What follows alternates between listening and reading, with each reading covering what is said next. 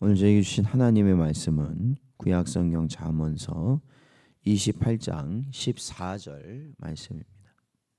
저희들 함께 봉독하겠습니다. 항상 경외하는 자는 복되거니와 마음을 완악하게 하는 자는 재앙에 빠지리라. 아멘.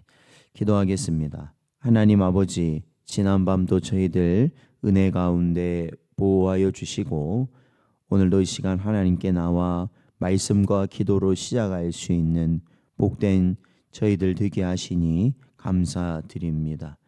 혼란스럽고 어렵고 저희들이 근심스러울수록 하나님께서 원하시는 그 길을 갈 수 있는 저희들 되도록 성령께서 늘 인도하여 주옵소서. 간절히 바라옵고 예수님의 이름으로 기도하옵나이다. 아멘. 오늘은 두려워할 줄 아는 것이 복입니다 라는 제목으로 하나님 말씀 증거합니다. 오늘 본문 말씀 잠언서 28장 14절 말씀 보면 이 경외라는 말이 등장하고 있습니다. 이 경외라는 것은 두려워하다, 또한 공포에 떨다, 이러한 의미를 가지고 있습니다. 그리하여서 우리가 이 성경에서 말하는 이 두려워할 대상, 우리가 사실은 그러한 대상이 누구인가라는 것을 성경에서 보면 첫 번째는 바로 하나님입니다. 그리고 두 번째로는 바로 죄를 짓는 것에 대해서 항상 우리가 뭐를 해야 되느냐, 두려워해야 한다라는 것입니다. 그래서 이 원어로도 보면 이 경외라고 번역된 오늘 이 단어가 사실은 하나님에 대해서도 쓰이고 그리고 죄를 짓는 것에서도 쓰인다는 것을 보게 됩니다.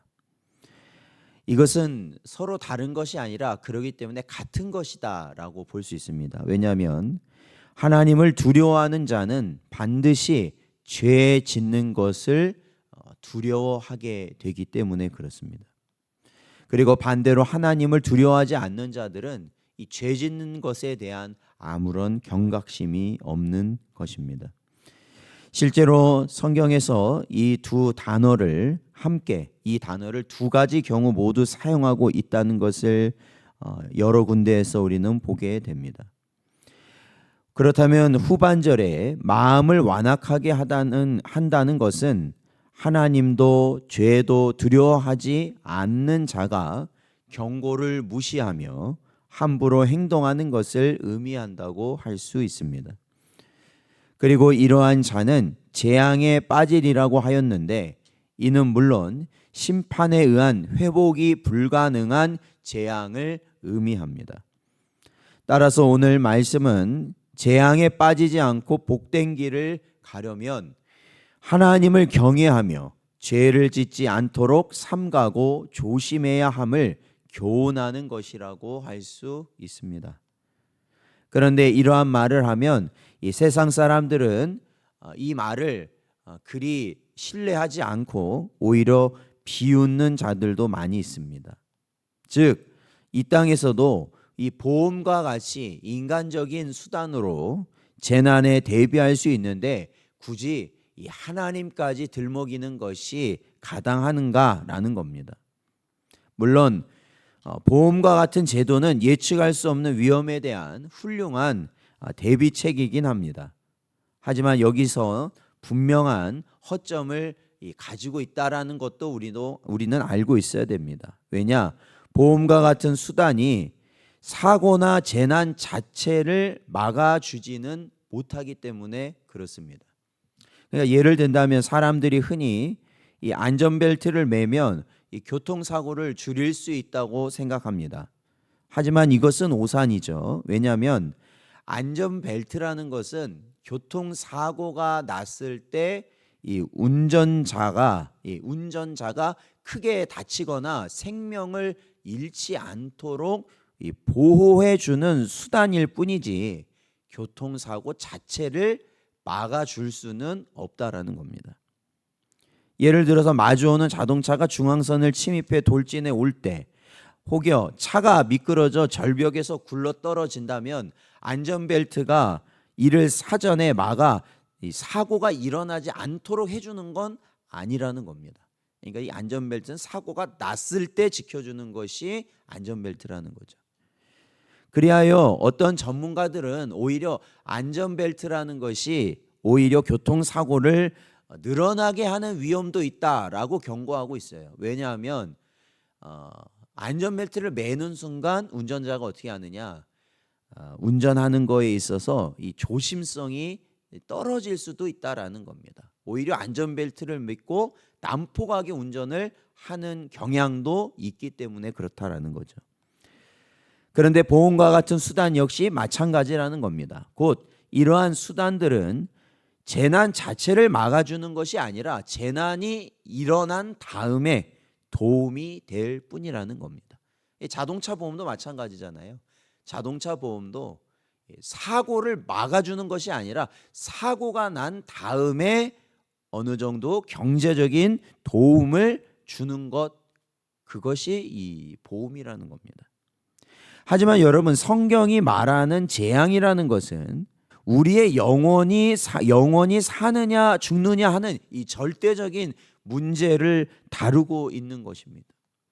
그리고 이에 대해서는 억만금의 보험금도 아무런 도움이 되지 못한다는 것은 말할 필요도 없습니다. 여러분, 생명보험이 생명을 지켜주지는 않는 거잖아요. 그 사람이 죽어야 경제적인 보탬이 될 수 있는 것뿐이라는 겁니다. 그러므로 사랑하는 성도 여러분, 그리스도께서는 누구도 예측할 수 없는 시간에 도적과 같이 마치 번개처럼 다시 오시리라고 하신 말씀을 우리는 기억해야 하는 것입니다. 사실 오늘이 우리가 사는 마지막일 수도 있다라는 것이죠. 따라서 성도 여러분, 이 땅에서의 재난이건 마지막 종말에 의한 재앙이건 최선의 대비책은 그 어떤 인간적인 수단보다 하나님을 경외하며 항상 깨어 삼가하고 조심하여 주의 말씀을 기준으로 삼고 살아가는 것이라는 걸 우리는 잊지 말아야 합니다. 다른 것이 우리를 보호해 줄 수 없다라는 겁니다. 책임져 줄 수 없다라는 겁니다. 영원한 생명을 우리에게 보장해 줄 수 없다라는 것입니다.